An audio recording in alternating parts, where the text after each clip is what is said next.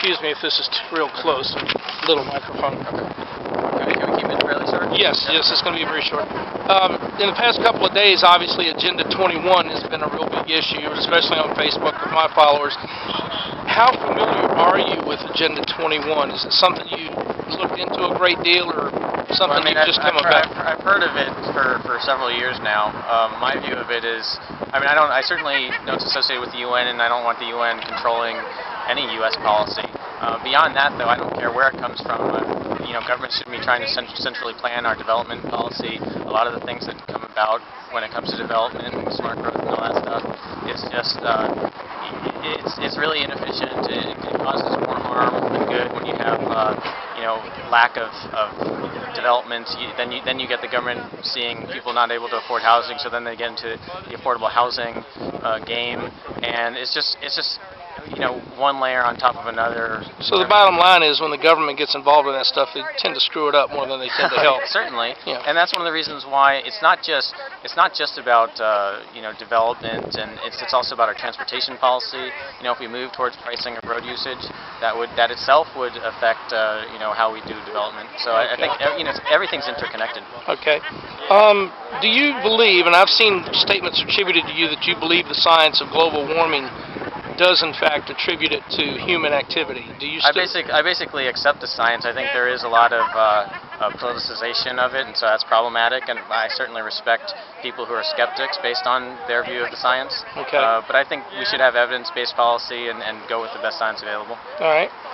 Medicaid expansion is something that's important to myself and a lot of the people that follow me. I've heard again statements attributed to you that you are for Medicaid expansion in Virginia. Can you clear that up for us? Right. Yeah. Basically, as long as the Medicaid program is what it is, I'm against expansion.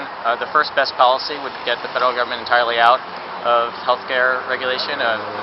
Federal healthcare regulation is the biggest reason why we have such a messed up market.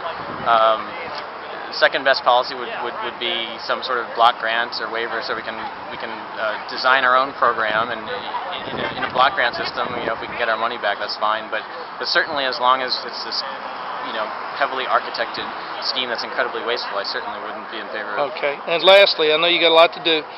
Do you support completely phasing out or abolishing the Virginia income tax, property tax, or both of them? Ideally, I've been very strongly in favor of moving away from the income tax. I don't know that you can do it all at once. If we can, I would certainly be in favor of that. I think it's a strong possibility, but certainly we can very easily, substantially reduce it, cut it in half or more. Okay, great. And to those people who say that you're just a Democrat plant to draw votes away from Cuccinelli, how do you respond to that? Well, they haven't talked to me. It's obvious they haven't talked to me. There's a lot of bogus information out there. It's a concerted effort to just misinform people about where I stand.